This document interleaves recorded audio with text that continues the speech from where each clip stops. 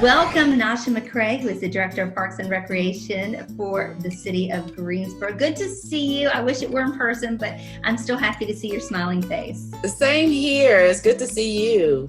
So tell us, what is going on with Greensboro Parks and Recreation right now? So in our Parks and Recreation world, we're still trying to do our best to offer great recreation services in our community. Since the coronavirus pandemic came to our community about a little over a month or so ago, we've had to be really creative in shifting how we operate. So some of the things that we have been doing, we still are offering a lot of our outdoor facilities for people to recreate, which is very encouraging to do. And we've been really trying to push for people to get outside, because being home, being cooped up inside, it could negatively impact not only your physical well-being, but your mental health, right? And so we've been allowing and keeping our outdoor facilities open. So our parks, our trails, gardens, our lakes are still open. Golf is still available as an activity. Our indoor facilities, however, have been closed. And we're not programming anything right now. All of our events have been canceled, just so that way we can ensure proper social distancing.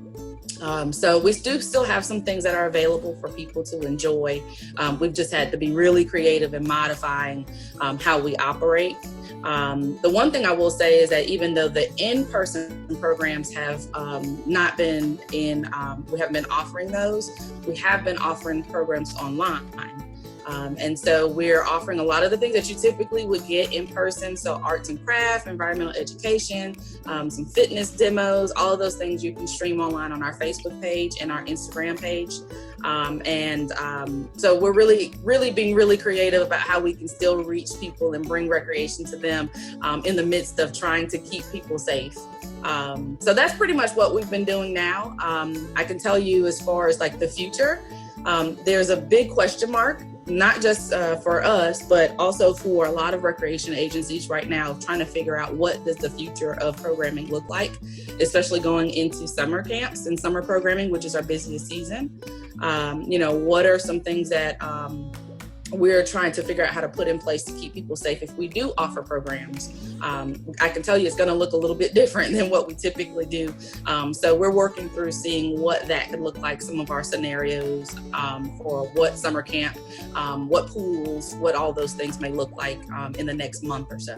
And that, of course, includes reopening of recreation centers, if that's a possibility, and pools and playgrounds and all of that, right? Absolutely. And so right now, and I'm glad you mentioned that. So our playgrounds are closed right now.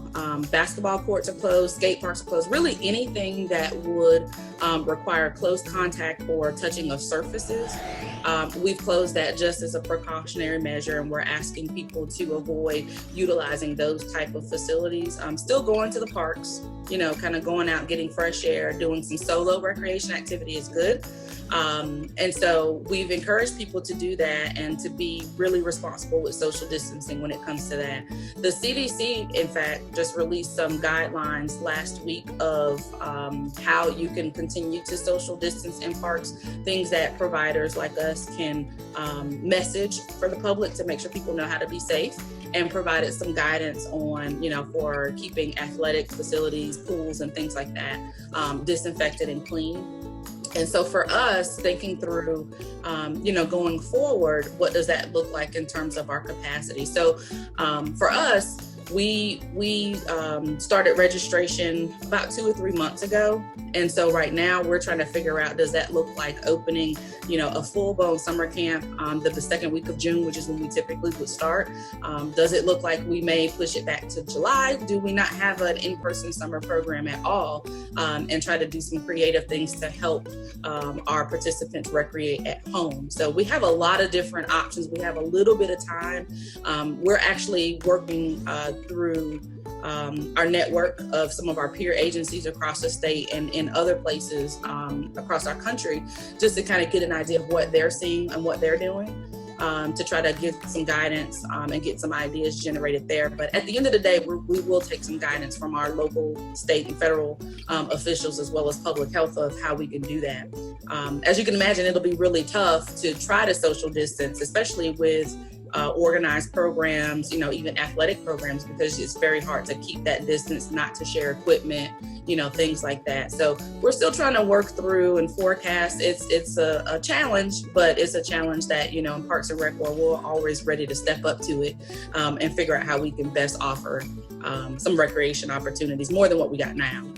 So are people taking advantage of some of the virtual recreation classes and that you were talking about? Are people taking advantage of the trails and the parks?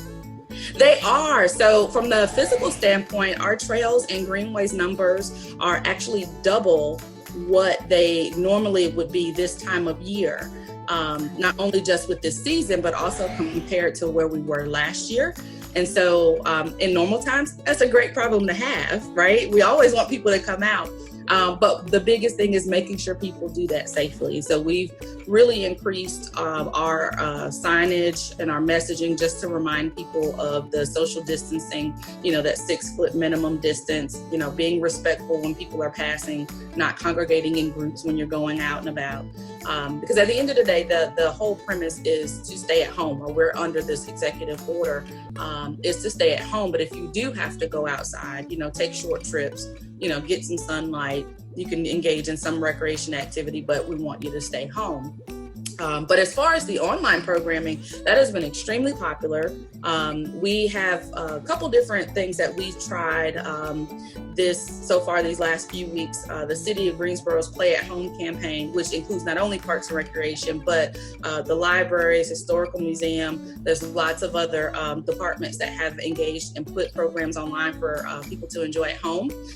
So that's been really cool and exciting. So every week and every day each week, Monday through Friday at 1 p.m., we do a Facebook Live. There's a different activity, different Facebook Live program that we do.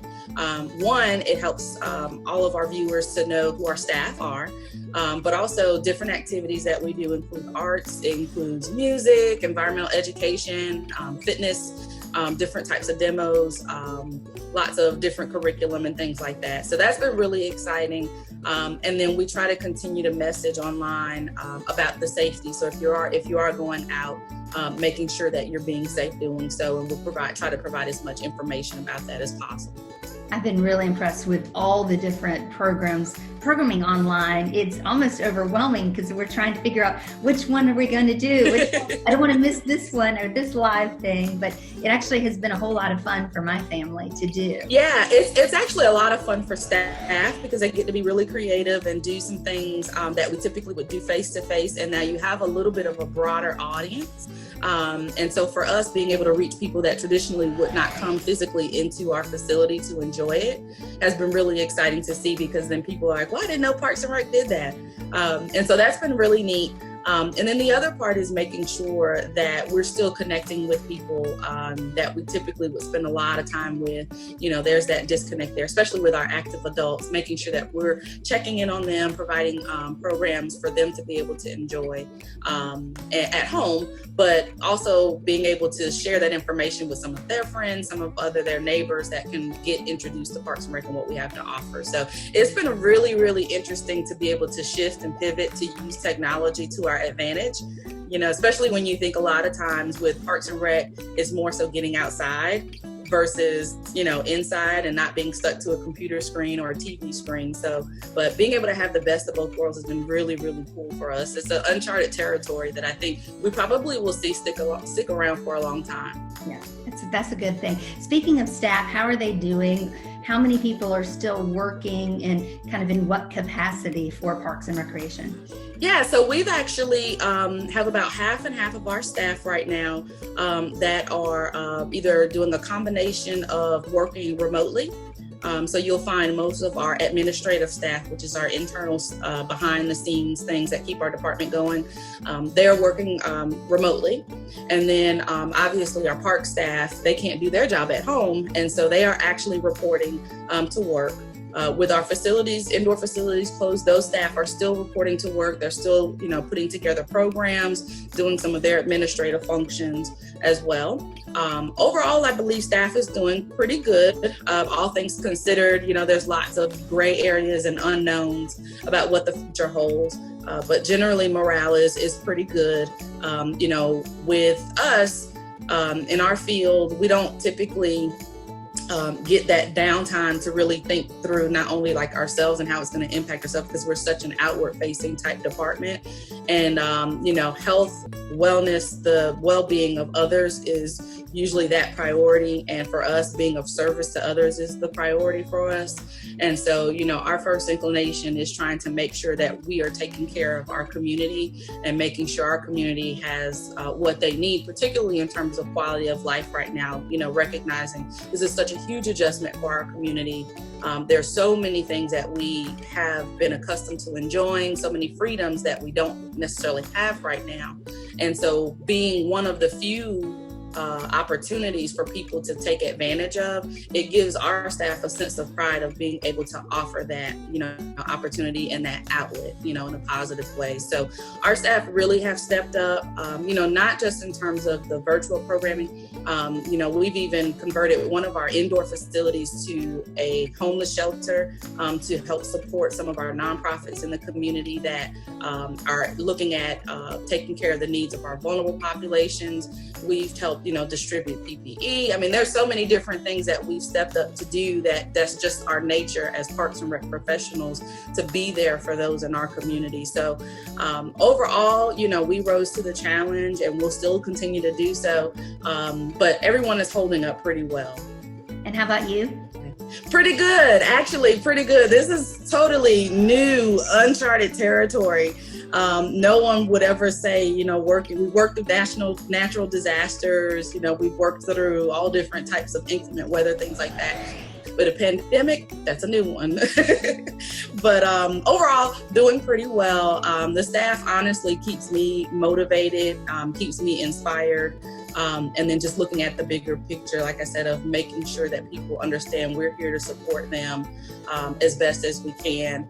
And doing so, with pride, definitely makes the job in this situation where it would normally be a little bit more stressful, it makes it a lot easier. Because if I see my staff willing to show up and provide services, then of course I'm willing to go, 10 times more to make sure that we're in sync and making sure our quality of life is still in a good place for our community. So doing well. Good. Well, we are so good. And social distancing. Yes. Which is why we're talking like this. That's right. Nasha, thank you so much. We are so grateful for everything that Parks and Recreation is doing and keeping our parks and trails and greenways in such beautiful shape, and that we're still able to enjoy so many of them right now is really, it's really a blessing, and it's a savior for a whole lot of people, I think, right now. So thank you for everything you're doing. Thank you. And thank you for allowing us to serve and allowing us to, in our department, to be able to provide that. It's our pleasure to do so, and we'll continue to do that with pride. And I will add, since we do have so many different parks and there's so many opportunities for people to get outside, especially with the weather being so nice, that we would encourage people to download our app, the Piedmont Discovery Park Locator app. It's available in the Apple Store and the Google Play Store, and it's free. And you can look on there when you download it to be able to find parks. You can find gardens, you can find trails, different recreation amenities that are open in not only city of Greensboro, but also with the city of High Point and Guilford County. And we encourage people to do that because you can find a lot of different parks that may not be as crowded. There may be some trails and greenways that are not as crowded, because that's, again, the goal, to make sure that while you're using our amenities and recreation outlets, that you're doing so safely and encouraging people to socially distance. So wanted to put in a plug for that. We will definitely do that. Nasha, thank you so much. And once again, you can also follow Greensboro Parks and Recreation on Facebook and Instagram for all of those virtual programs, and then get outside and enjoy the parks. Thanks again. Thank you.